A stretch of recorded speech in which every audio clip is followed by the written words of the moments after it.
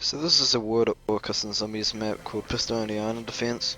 It has been my favourite map so far, so I've decided to go a guide on how to get high rounds on it. First I'm going to start with what's on the early rounds, then I'm going to showcase all the wall/box weapons and their pack punch versions. So on this map it's a one knife kill until round 8, and to get the maximum points you should shoot the zombie the current round number. Don't bother doing league shots as they don't work with this weapon. So the game makes sure for the first 2 rounds you stay in your spawning compartment, which in solo is always enough to get Jug for sure and possibly a quick revive depending on the luck of drops. To make sure you get Jug, count the number of zombies you have killed and let the 5th one into the arena and kill it with a shot. This makes sure you won't pick up the power that it drops without seeing what it is. It may help to kill the 5th zombie as close to quick revive as possible in case you get a nuke. If you get insta-kill, ignore it, max ammo, check whenever, because it's hard to use up the ammo for the USP before buying a new gun. Tail points, try and wait to the last minute so you can knife all the zombies, and nuke rush to kill zombies and then get Jug. Once you have killed the minimum number of zombies to get 100 points after buying Jug, sprint through the nuke to the quick revive and spam the buy button.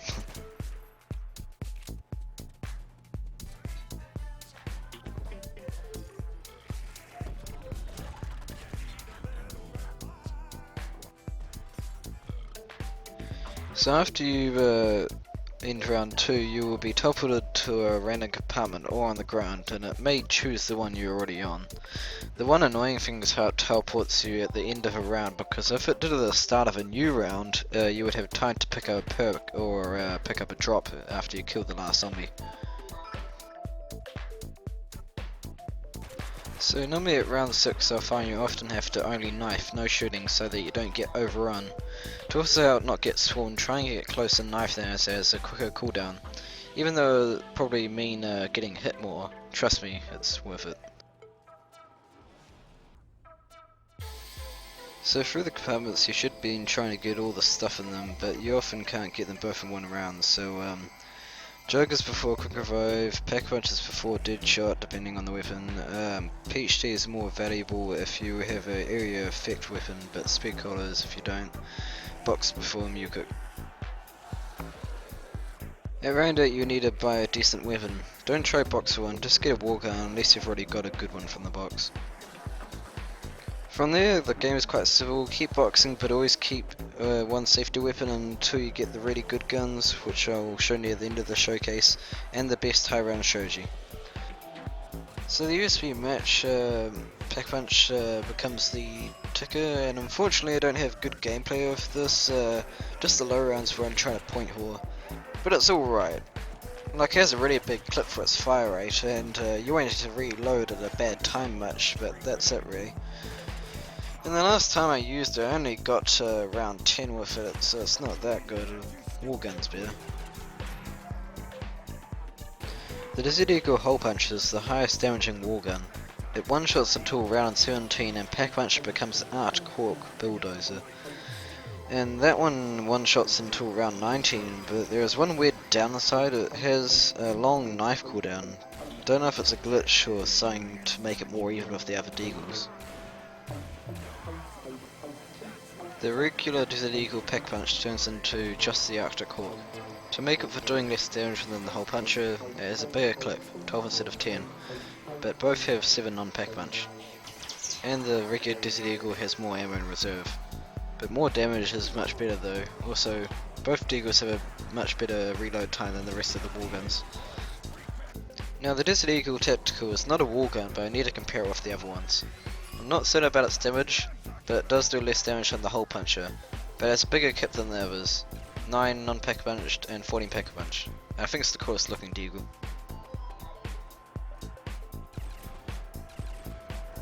The Magnum is a little more powerful than the Desert Eagle and the T850 by being able to one-shot kill for one more round, and has a clip size of 6 going up to 12 pack punch. The T850 is the worst war gun non-pack punched. I'm not sure if it does more or less damage than the Desert Eagle, but has a smaller clip size of 5 and has a slower reload, but pack punched and possibly becomes the best war gun called the Melon Launcher. which is an explosive weapon which puts it up with the top tier weapons. Mortars are possibly the best war gun for high rounds because they do a lot of damage and are explosive, so it can deal that damage to a whole train. Unlike other top tier weapons, ammo can be bought from every area except the ground. The Death Machine Pack Punch turns into the meat grinder. This weapon has the highest damage per second out of all the war guns, and should keep you alive until round 25 easily.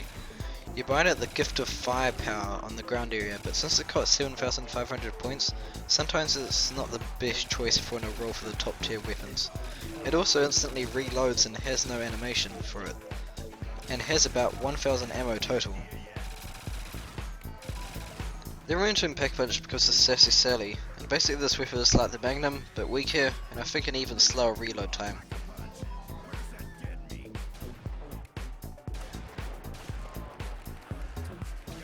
So the CZ-75 turns into Jane, same as Black Ops 1, but in this is pretty bad. It has quite a slow fire rate for an auto.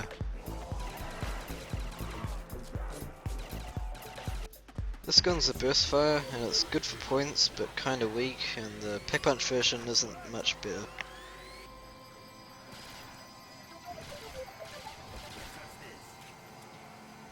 The auto pistol becomes the super soldier, and it's not really that powerful.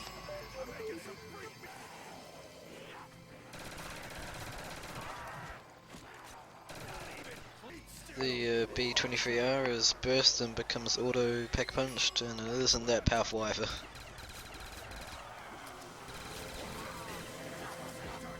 The Glock pack punch becomes the Die Glocky, I think it is, and it's alright. I only have a bad gameplay with it though.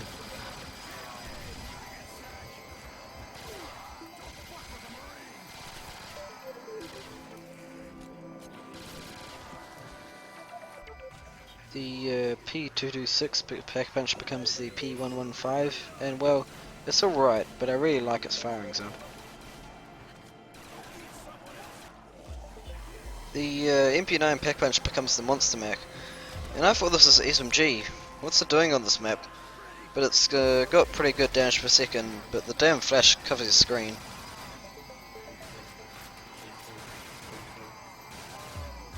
The USP pack punch becomes the Chain Laser, and damn this has a DPS.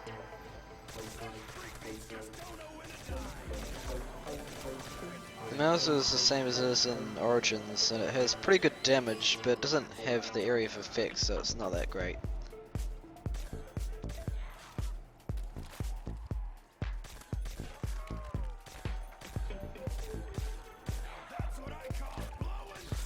The M9 pack punch becomes the RG9, which I'm guessing means the Ray Gun 9 because that's what it is.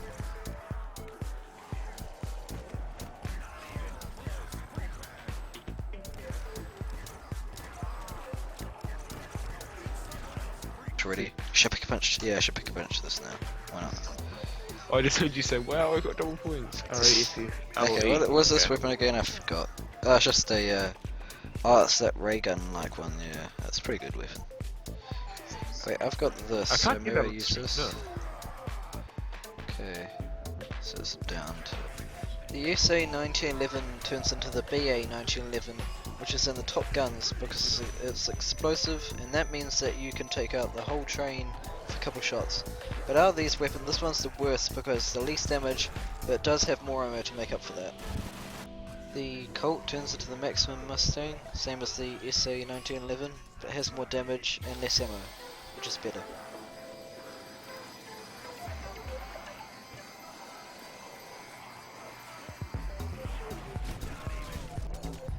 The USB Silencer is actually the lowest damaging gun in the game, good for points, and Pack Punch becomes the Silent Death, and it's the second best weapon in the game. Finally, the Kimber Pack Punch becomes the Thunder Kimber, and it's self-explanatory. A thunder gun, but it has better ammo and clip, but it has less ammo and is directional unlike the Silent Death, and that can be annoying when zombies are all around you, but I found you can shoot it at the ground if you want all directions, but it will have a smaller radius than the Silent Death. But Thunder Kimber does infinite damage and Silent Death doesn't, so it's better.